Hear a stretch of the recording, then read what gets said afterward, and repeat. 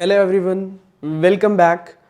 तो आज हम जो टॉपिक लेकर आए हैं ये माइक्रो इकोनॉमिक्स का chapter number 7 returns to a factor and जिसे हम लॉ ऑफ वेरिएबल प्रोपोर्शन के नाम से ज़्यादा जानते हैं। तो इसके दो टॉपिक ऑलरेडी हम डिस्कस कर चुके हैं पिछले वीडियोज़ में, वो एक बार अच्छे से देखना। ये टॉपिक उससे रिलेटेड है, आगे आपको तभी समझ में आएगा। देखो, जब हमने लॉ ऑफ वेरिएबल प्रोपोर्शन पढ़ा तो उसमें हमने ये पढ़ा था कि लॉ ऑफ वेरिएबल प्रोपोर्शन में 3 स्टेजेस होते हैं। There are 3 stages in law of variable proportion. Stage number 1, पहली स्टेज को हम बोलते हैं इंक्रीजिंग रिटर्न्स। अब इंक्रीजिंग रिटर्न्स में हमने क्या देखा था कि भाई जब इनिशियली हम फिक्स फैक्टर के साथ वेरिएबल फैक्टर की डोजेस को कंबाइन करते हैं तो हमारा एमपी इंक्रीज होता है। एमपी इंक्रीज होने की वजह से टीपी इंक्रीजिंग रेट पर इंक्रीज होता है, तो उसको हम बोलते हैं फर्स्ट स्टेज।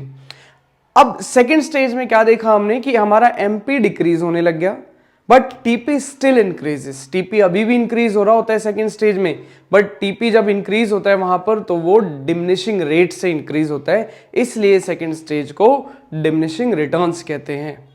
थर्ड स्टेज आती है हमारी नेगेटिव रिटर्न।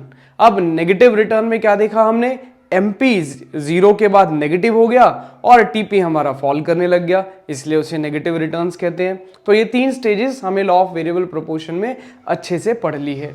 नाउ अब यहीं से क्वेश्चन 1 मार्क में वो पूछ लेता है या आपको थोड़ा सा केस स्टडी में पूछा जा सकता है उसके बारे में, क्या हमें कौन सी स्टेज में प्रोडक्शन करना चाहिए, पहली स्टेज में, दूसरी स्टेज में या फिर तीसरी स्टेज में। एज अ प्रोड्यूसर आप क्या आंसर करोगे? तो 3 इसके पार्ट्स को अच्छे से समझते हैं।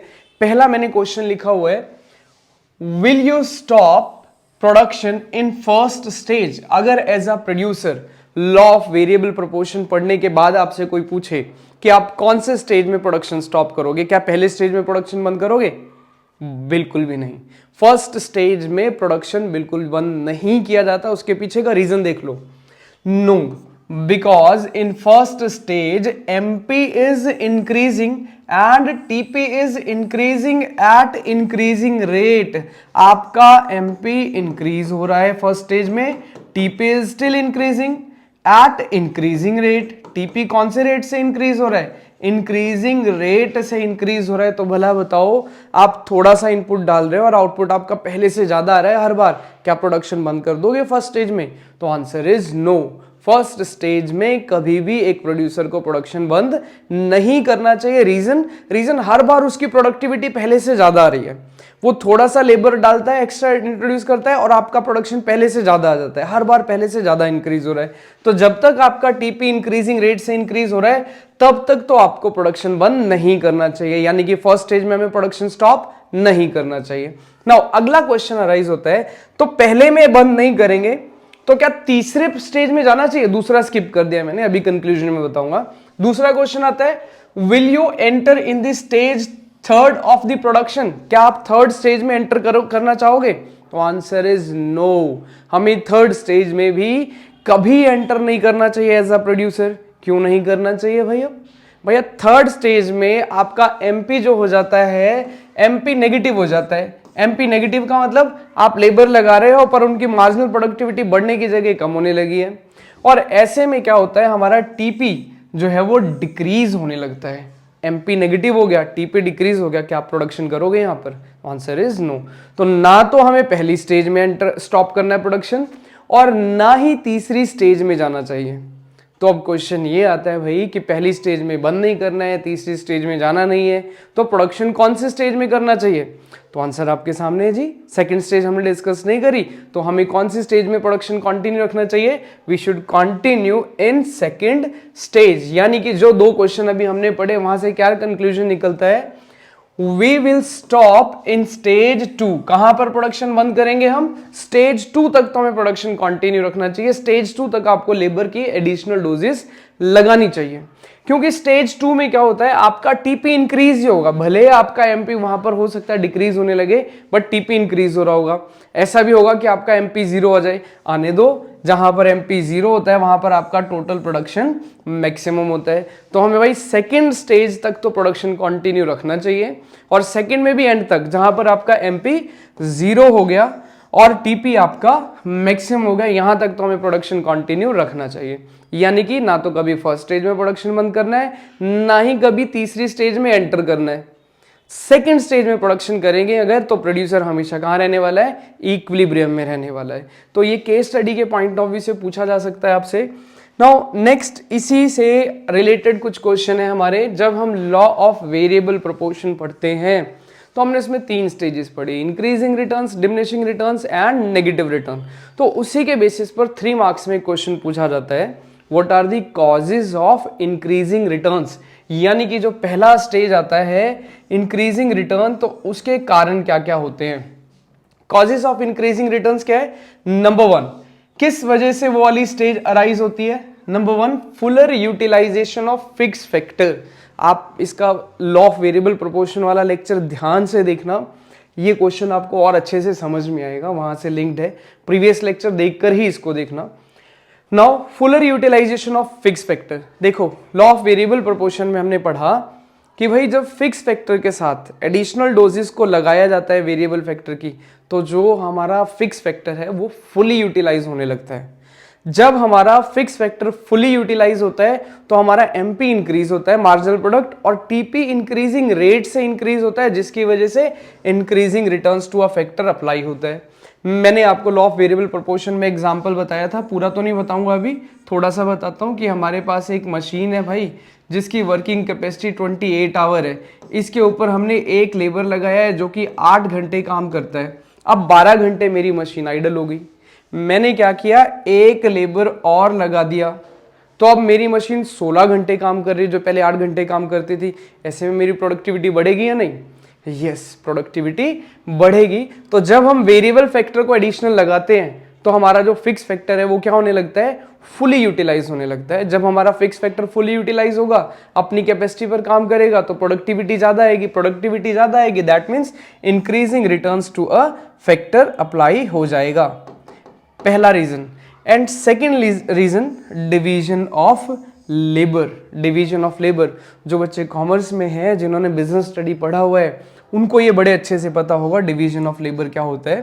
देखो डिवीजन ऑफ लेबर क्या होता है, अगर हम बात करें, अभी जो एग्जांपल किया मशीन वाला हमने, एक मशीन और एक लेबर, अब वो एक लेबर मल्टी टैलेंटेड मल्टीटास्किंग कर रहा होगा, वही मशीन ऑपरेट कर रहा है, वही रॉ मटेरियल लेकर आ रहा है, वही पैकिंग कर रहा है, तो बहुत सारे काम उसको अकेले को करने पड़ेंगे। अब एक अकेला व्यक्ति अगर सारे काम करेगा तो उसकी एफिशिएंसी गिरेगी या नहीं, एफिशिएंसी गिरेगी या नहीं, यस एफिशिएंसी ड्रॉप होगी। आप किसी एक ही चीज में एक्सपर्ट हो सकते हैं ना, अगर आप क्रिकेट खेलते हैं तो क्रिकेट में एक्सपर्ट होंगे, फुटबॉल में नहीं होंगे। कोई फुटबॉल खेलता है तो फुटबॉल में एक्सपर्ट होगा, क्रिकेट में नहीं होगा। यस और नो, कमेंट करके जरूर बताना। तो भाई होता क्या है, जब आप किसी एक ही टास्क को बार बार परफॉर्म करते हैं तो आपकी एफिशिएंसी बढ़ती है, और एफिशिएंसी बढ़ने से आपकी प्रोडक्टिविटी बढ़ती है। तो जब मैं एडिशनल लेबर लगाऊंगा, एक और लेबर लगा दिया मशीन के ऊपर, एक और लेबर लगा दिया, एक और लेबर लगा दिया, तो बहुत सारे लेबर होने की वजह से क्या होगा, मेरे को डिवीजन ऑफ लेबर मिलेगी। मतलब मैं क्या करूंगा, अपने काम को डिस्ट्रीब्यूट कर दूंगा। एक की ड्यूटी लगा दी कि वो मशीन ऑपरेट करे, एक की ड्यूटी लगा दी वो पैकिंग करे, एक की ड्यूटी लगा दी कि वो रॉ मटेरियल परचेज करके लाए। तो सब अपने अपने काम में क्या हो जाएंगे, एफिशिएंट। और जब एफिशिएंसी बढ़ेगी तो भाई प्रोडक्टिविटी भी बढ़ेगी, और प्रोडक्टिविटी बढ़ेगी तो हमको क्या देखने को मिलेगा, increasing returns to a factor देखने को मिलेगा। डन, होप यहां तक समझ में आ रहा होगा आप लोगों को। थर्ड रीजन जो है इसका, third reason is better coordination between factors. Better coordination between factors. अब फैक्टर्स क्या है, यहां पर इस पूरे चैप्टर को हम शॉर्ट रन से पढ़ रहे हैं अभी। तो शॉर्ट रन में क्या होता है, एक फैक्टर फिक्स होता है और दूसरा वेरिएबल। शॉर्ट रन में हमने फिक्स किसको माना, लैंड को, वेरिएबल किसको माना, लेबर को। तो अगर हम लैंड के साथ, सपोज टू बी एक लैंड के साथ एक लेबर लगाया, एक लैंड के साथ 2 लेबर लगाया, एक लैंड के साथ 3 लेबर लगाया, तो ये जो रेशियो है ना, ये क्या होने लगता है, इंप्रूव होने लगता है। कि एक लैंड के ऊपर एक ही लेबर काम कर रहा था, या मशीन का एग्जांपल लिया था तो मशीन समझ लो, एक मशीन के ऊपर एक लेबर काम कर रहा था, तो ये रेशियो कोई एप्रोप्रिएट रेशियो नहीं था। मतलब इस मशीन को चलाने के लिए सपोज टू भी मुझे 4 लोग चाहिए थे, तो मेरा एप्रोप्रिएट रेशियो क्या होता है, 1:4 4, एक मशीन के ऊपर 4 लोग। तो जैसे जैसे मैं लेबर को बढ़ाऊंगा तो उनके बीच का कोऑर्डिनेशन बढ़ जाएगा। जब अच्छा फैक्टर रेशियो में हम काम करेंगे उनके बीच में कोऑर्डिनेशन होगा। कोऑर्डिनेशन का मतलब रॉ मटेरियल वाला सही टाइम पर रॉ मटेरियल लेकर आएगा, प्रोडक्शन वाला सही टाइम पर प्रोडक्शन करेगा, पैकिंग वाला सही टाइम पर पैकिंग करेगा। तो इससे क्या होगा, हमारी प्रोडक्टिविटी बढ़ेगी, और प्रोडक्टिविटी बढ़ने के बाद हमें क्या देखने को मिलेगा, increasing returns to a factor, यानी कि first stage of law of variable proportion. तो 3 मार्क्स में ये क्वेश्चन तैयार करना है आपने, बहुत स्ट्रॉन्ग चांसेस होते हैं कि पूछ लिया जाता है। नाउ नेक्स्ट, अब हमने पढ़ लिया इंक्रीजिंग रिटर्न्स टू फैक्टर, तो यहां पर क्या देखना है हमने, अब डिमिनिशिंग रिटर्न्स टू फैक्टर देखेंगे। अब डिमिनिशिंग रिटर्न्स टू फैक्टर किस वजह से सेकंड स्टेज और थर्ड स्टेज अप्लाई होती है। तो पहला कारण सेकंड स्टेज के अप्लाई होने का, fixity of factor. Fixity of factor मतलब कि शॉर्ट रन में एक फैक्टर फिक्स होता है, एक फैक्टर वेरिएबल होता है। तो फिक्स फैक्टर की अपनी एक कैपेसिटी है काम करने की। जैसे मशीन का एग्जांपल लिया 20 घंटे, आप कितनी भी लेबर लगा लो वो मशीन 20 घंटे से ज़्यादा तो काम नहीं करने वाली है। तो फिक्सिटी ऑफ फैक्टर की वजह से क्या होगा, एक स्टेज ऐसी आएगी जब आपने लेबर फुली लगा ली जितने की ज़रूरत थी, वो फिक्स फैक्टर आपका फुली यूटिलाइज हो जाएगा। और अब अगर आप उसे एक्सेसिव यूटिलाइज करने की कोशिश करोगे तो वियर एंड टियर होना शुरू हो जाएगा, मशीन में टूट फूट होनी शुरू हो जाएगी। अब मशीन में टूट फूट हुई तो आपको क्या देखने को मिलेगा भाई, डिमिनिशिंग रिटर्न्स आ जाएंगे। मतलब कि आपका एमपी डिक्रीज होने लगेगा, एमपी 0 हो सकता है, एमपी नेगेटिव, मतलब कि टोटल प्रोडक्टिविटी फॉल हो सकती है। दूसरा रीजन तो ये हो गया, पहला रीजन माफ कीजिएगा। Second, imperfect factor substitutability. The factors of production are not perfect substitute of each other. अगर हम लैंड, लेबर, कैपिटल की बात करें तो ये सारे कोई परफेक्ट सब्सटीट्यूट नहीं होते एक दूसरे के। मतलब कि हमारे पास मशीन या लैंड फिक्स पड़ा है, मैं लेबर बढ़ाई जा रहा हूँ, लेबर बढ़ाई जा रहा हूँ, कब तक लेबर को बढ़ाएंगे भाई। अब मशीन की तो वर्किंग कैपेसिटी है ना, एक टाइम पर आपकी मशीन जब फुली यूटिलाइज होगी फिर लेबर बढ़ाने से कोई फायदा नहीं होगा, क्योंकि लेबर मशीन का कोई परफेक्ट सब्सटीट्यूट नहीं है। बस जब तक मशीन फुली यूटिलाइज नहीं हुई है तब तक आप लेबर बढ़ा लो जी, कोई दिक्कत नहीं, आपकी प्रोडक्टिविटी बढ़ती रहेगी। हाँ, मशीन 20 घंटे कैपेसिटी थी, 20 घंटे काम कर लिया, फिर आप जितना मर्जी लेबर लगाओ उस पर प्रोडक्टिविटी नहीं बढ़ेगी। अगर आप उससे ज्यादा लेबर लगाओगे, एक्सेस वेरिएबल फैक्टर, तो आपके फिक्स फैक्टर में वियर एंड टियर होना लाजमी है। And third one is poor coordination between factor. अब पुअर कोऑर्डिनेशन कैसे, जैसे अभी प्रीवियस हमने पढ़ा कि सपोज टू बी एक मशीन के ऊपर मुझे 4 लोग चाहिए थे, तो 1:4 इज परफेक्ट कोऑर्डिनेशन। हम और लेबर लगाई जा रहे हैं, और लेबर लगाई जा रहे हैं, एक मशीन के ऊपर 8 लेबर लगा दी हमने, तो इनके बीच का जो कोऑर्डिनेशन है ना वो गड़बड़ हो जाएगा। ज्यादा लेबर होने की वजह से क्या होगा, ये लोग काम पोस्टपोन करने लगेंगे, ये एक कहेगा उसको करना था, एक कहेगा उसको करना था, इनके बीच का जो कोऑर्डिनेशन है वो खराब हो जाएगा। और जब कोऑर्डिनेशन खराब होगा प्रोडक्टिविटी फॉल होना शुरू हो जाएगी, और जैसे ही प्रोडक्टिविटी फॉल होगी हमें क्या देखने को मिलेगा, डिमिनिशिंग रिटर्न्स या third stage of law of variable proportion तक देखा जा सकता है। तो ये 2 क्वेश्चन 3 मार्क्स में तैयार करने हमने। Last one from this chapter, short run production function and long run production function के बीच में वो डिफरेंस पूछ लेता है। हम यहां पर सिर्फ समझ रहे हैं, आपने एक बार इसको अच्छे से डिटेल में पढ़ना जरूर है।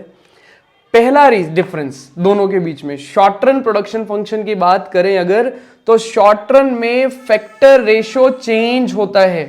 शॉर्ट रन में फैक्टर रेशो चेंज। अब फैक्टर रेशो कैसे चेंज होता है, हमने जैसे कि लॉ ऑफ वेरिएबल प्रोपोर्शन का टेबल किया था तो वहां देखा था 1 land 1 labour, 1 land 2 labour, 1 land 3 labour, तो ये फैक्टर रेशो चेंज हो रहा है। लॉन्ग रन में फैक्टर रेशो कभी चेंज नहीं होता है, ये कांस्टेंट रहता है। फॉर एग्जांपल लॉन्ग रन में होता क्या है, लॉन्ग रन में हमारे पास इतना टाइम होता है कि हम कोई भी प्रोडक्शन के फैक्टर को चेंज कर सकते हैं। मतलब यहां पर सारे फैक्टर वेरिएबल होते हैं। यहां सारे फैक्टर वेरिएबल का मतलब 1 लैंड के ऊपर 1 लेबर लगा लिया, आगे 2 लैंड के ऊपर 2 लेबर लगा ली, 3 लैंड के ऊपर 3 लेबर लगा ली, तो हुआ क्या, मेरा फैक्टर रेशियो तो 1:1 ही रहा। तो शॉर्ट रन में फैक्टर रेशियो हमेशा चेंज होगा, लॉन्ग रन में फैक्टर रेशियो चेंज नहीं होता है। अच्छा, अब अगर शॉर्ट रन की बात करें तो शॉर्ट रन में हम आउटपुट इंक्रीज करते हैं सिर्फ और सिर्फ वेरिएबल फैक्टर की हेल्प से। मतलब कि मुझे अगर प्रोडक्शन इंक्रीज करना है तो मैं क्या करूंगा, वेरिएबल फैक्टर लेबर बढ़ाई जाओ, प्रोडक्टिविटी बढ़ जाएगी शॉर्ट रन में। लॉन्ग रन में ऐसा कुछ नहीं होता है जी, लॉन्ग रन में सारे के सारे फैक्टर क्या होते हैं, वेरिएबल होते हैं। तो हम फिक्स फैक्टर को भी चेंज कर सकते हैं और वेरिएबल फैक्टर को भी चेंज कर सकते हैं। तो ये दो डिफरेंस है। और इसको शॉर्ट रन में बेसिकली रिटर्न्स टू फैक्टर होता है, शॉर्ट रन में रिटर्न्स टू फैक्टर होता है, और यहां पर इसको लॉन्ग रन में स्केल बोलते हैं कि हमारा लेवल ऑफ ऑपरेशन बड़ा हो गया है, बड़े लेवल पर जब काम करते हैं तो उसको स्केल बोला जाता है। तो इसी के साथ हमारा चैप्टर नंबर 7 माइक्रो इकोनॉमिक्स का फिनिश हो गया। अगली वीडियो में हम कॉस्ट लेक्चर लेकर आएंगे, थ्योरी ऑफ कॉस्ट, जहां से एक न्यूमेरिकल भी आना है और थ्योरी भी आती है। होपफुली आप सभी को ये पूरा चैप्टर नंबर 7 समझ में आया होगा। वीडियो को लाइक, शेयर और सब्सक्राइब करते रहिए। आप लोगों का बहुत प्यार मिल रहा है, इसके लिए बहुत बहुत धन्यवाद। Thank you very much.